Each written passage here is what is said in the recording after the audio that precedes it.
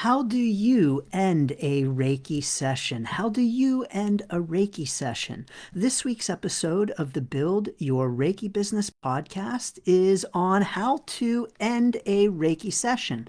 And in the episode, I talk about how I end a Reiki session. And I believe that ending a Reiki session is really important to end it actually in very much the same way that we begin a Reiki session.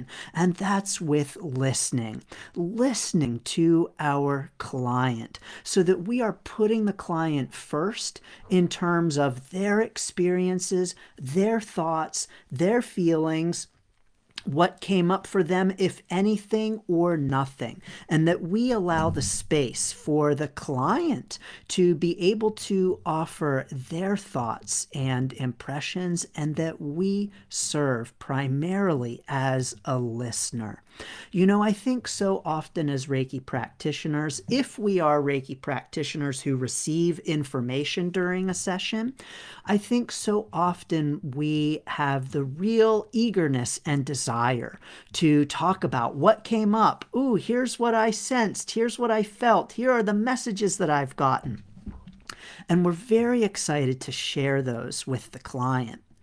And I think that sometimes we can be a little too eager to share. I know I've been there on my Reiki business journey. And so if you have too, you're not alone. I also want to make sure to mention here that if you are a practitioner,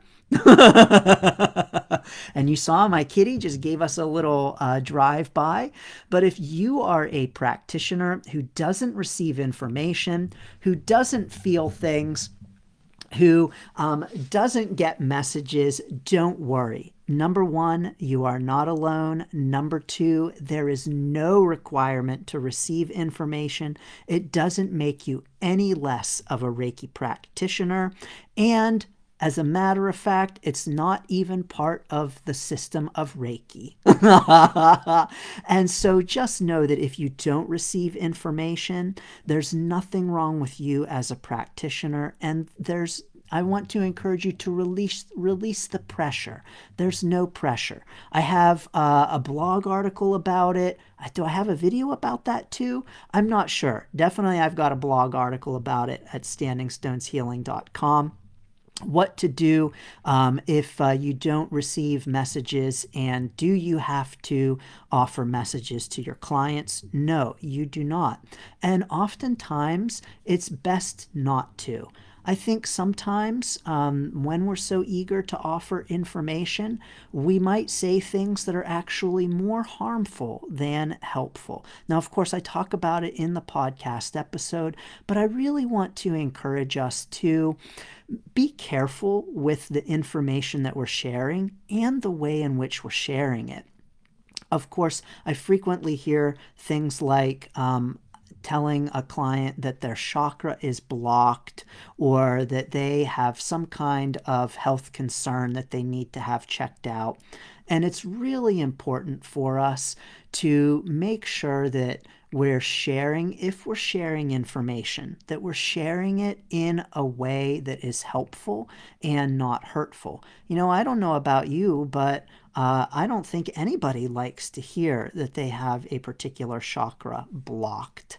And so it's important, I think, for us to be mindful of the ways in which we are sharing information, and that we make sure that we are doing so in a kind, loving, and compassionate way, and that we're not leaving, the client is not leaving the session saying, what the heck was that all about? What do I do now?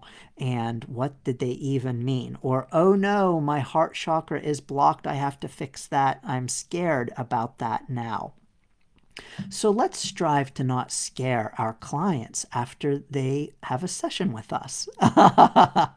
I also want to encourage us as we end a session to not just listen and to put the focus on listening, but also to not be afraid to offer the opportunity for a client to come back. And so if a client might be interested in coming back and seeing us again, to be able to know that it is okay to welcome them to come back and to ask them, if they would like to schedule again, when they would like to schedule again, and to know that that is completely appropriate to do.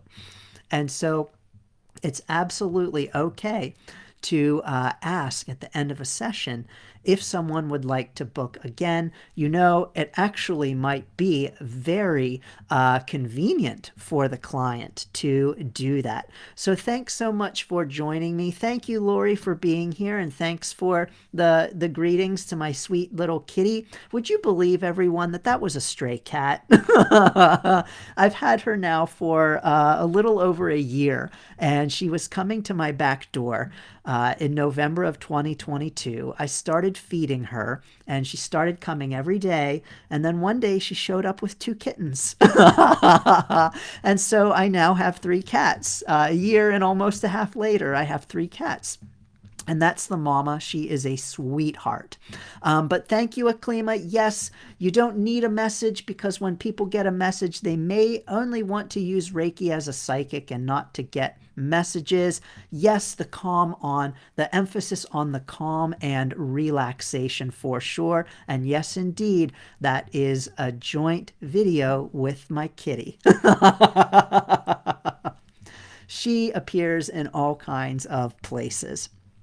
I'm honored and grateful to have you appear here, and I'm sending lots of blessings and best wishes to the ending of your Reiki sessions. You can tune into that podcast episode at standingstoneshealing.com/podcast, and I will drop the link down below to go there directly to that YouTube video so that you can check out that podcast episode with tips for how to end a Reiki session. So how do you end a Reiki session? Drop it in the comments for us and let us know. What are your tips for ending a session? How do you end a session? Talk to us. Tell us all about it. I'm sending lots of blessings and best wishes to all of your Reiki sessions.